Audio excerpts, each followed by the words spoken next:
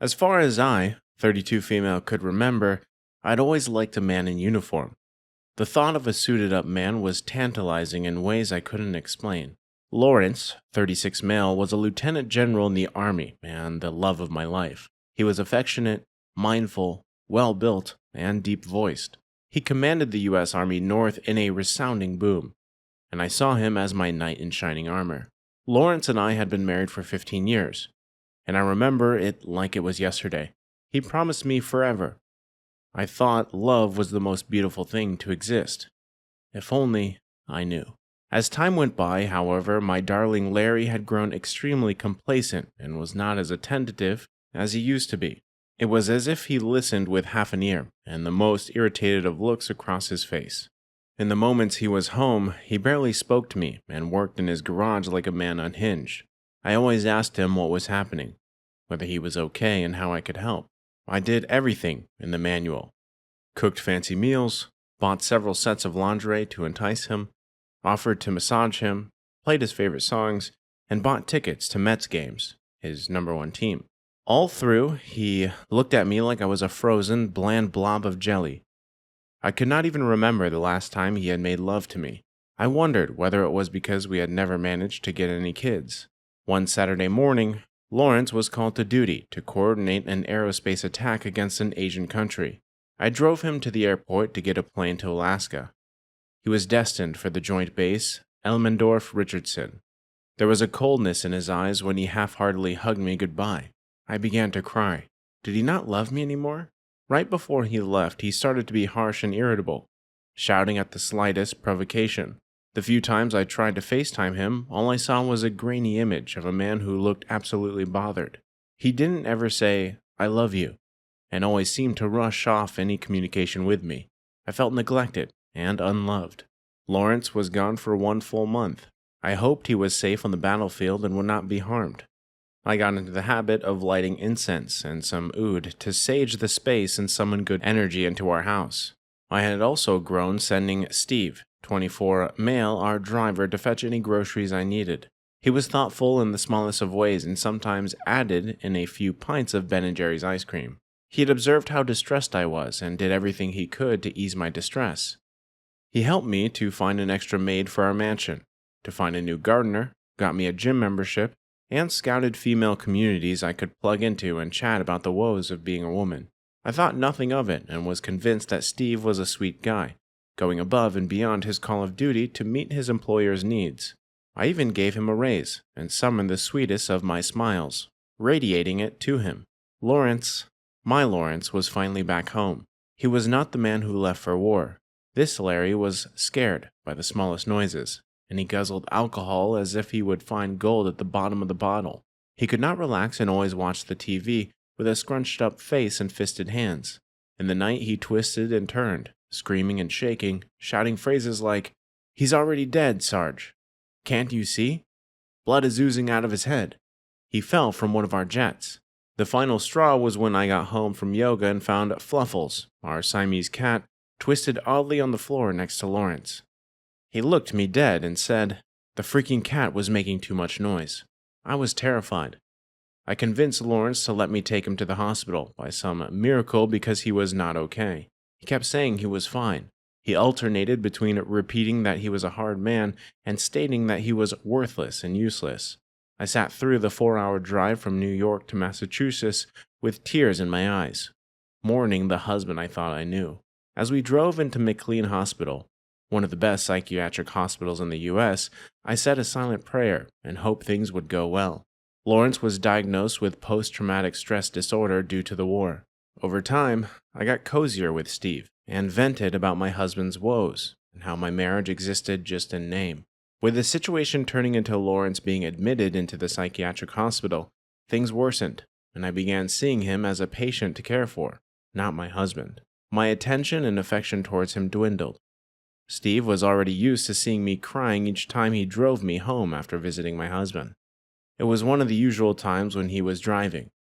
We passed a dark alley, and I told him to stop the car. I opened my door and went to his seat, where I pleaded with him to touch me, telling him I had not been touched in more than a year, while exposing my bosom to him and jutting my chest. I kissed him and he did not hesitate. He claimed my body, playing it like a musical instrument. It became the norm, and Steve frequently came to satiate my sexual needs, listen to me venting, and shower me with inexpensive but thoughtful gifts that meant more to me than the expensive flowers my husband had delivered to me weekly. I had not realized that Lawrence was recovering from PTSD that fast. He was on his feet before I knew it, and I began to take precautions by limiting time with Steve and keeping my phone under lock and key because he had been discharged from the hospital and was on bed rest at home. Once in a while, however, I would go on random visits to my mother, where Steve and I would take long trips, roll in grassy plains like children, and share intimate moments in hotel rooms. After a little while, I started to have bouts of dizziness and nausea. My monthly flow was delayed, and I was declared 2 months pregnant upon arrival. I sacked Steve as our driver and cut off all contact with him. I immediately started to seduce Lawrence into making love to me. A month later, I took a pregnancy test and showed him I was pregnant. He became very excited and took an indefinite leave from the army to care for our unborn child and me. We owned a few properties, so we still had a steady source of income, even when he wasn't working. I was 8 months pregnant when I saw a picture sent to me in a newspaper with the headline, "I impregnated senior army man's wife," with my picture right underneath it. My husband was furious. I could feel the anger steaming out of his ears. He stood, calmly picked up his government-issue M18, and left the house. He returned hours later in his target practice outfit. I figured he had gone to let off some steam. Lawrence pulled out of the car, saying, "I have always had my suspicions, but having them confirmed, in full view of the world, hurt me more than anything you could do, Maria." I figured it was Steve who leaked the story as revenge for sacking him and ending our affair. I tried to call, text, and even went to his house, to no avail.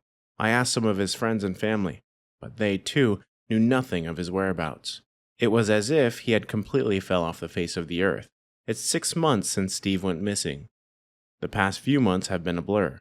The country's most prominent divorce attorney, Keith McAdams, defended Lawrence in court after I promptly served with divorce papers on the very night that Steve leaked the story to the media. I had no assets, liquid or otherwise.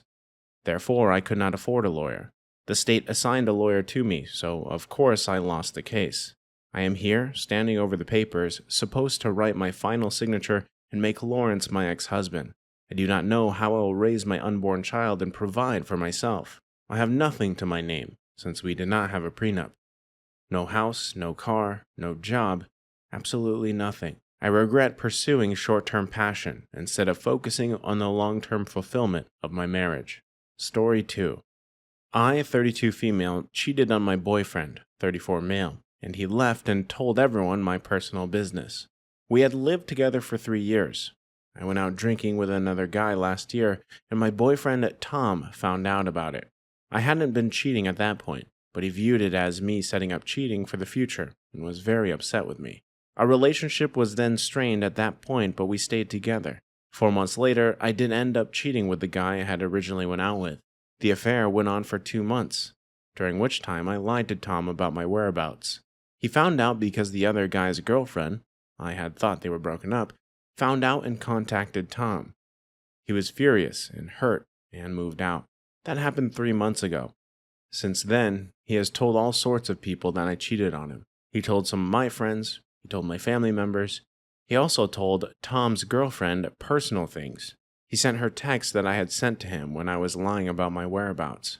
He sent the other guy texts that were between Tom and I during my affair, proving that I had just slept with him. Tom, too. He told my friends about my financial problems, including that I didn't file my taxes last year, and that I'm seriously in debt due to a shopping addiction. I mean, he even told some people what I weigh, and that I deal with binge eating. I've contacted him and told him to stop it. He ignores me. In short, he's become my absolute enemy, and he knows so much more about me that I'm unsure where he'll stop. How do I deal with this? Comments. This sounds like a case of lying in the bed you made for yourself. I'm sorry, but you created this situation. You hurt your boyfriend, and one can hardly fault him for telling people who you really are. The best you can do is keep your head down. Accept that things are going to suck for a while and wait for things to blow over. The more you tell your ex to stop, the less likely it is that he will. Don't give him the satisfaction of knowing that this has an effect on you, and he's more likely to stop. Your ex is justifiably angry and is actually following the advice of many who have been betrayed. He exposed the affair to the other betrayed partner and to your family and friends. You're upset because your image with all these people was forever changed. In other words, you are living with the consequences of your own bad behavior. He's exposed other vulnerabilities that you need to address yourself. There's nothing for you to do but weather it out. He hasn't lied and isn't harassing you. Pretty soon he'll run out of things to tell and move on to more constructive healing for himself. I don't even know what to say. Play shitty games, win shitty prizes. This is one of the many reasons why betraying someone you're intimate with is a terrible idea. You can't do anything now, but move on and try and own your actions. He won't face legal repercussions unless he starts flat out stalking you or making up shiz. Feel free to look into a restraining order if you think you can get one.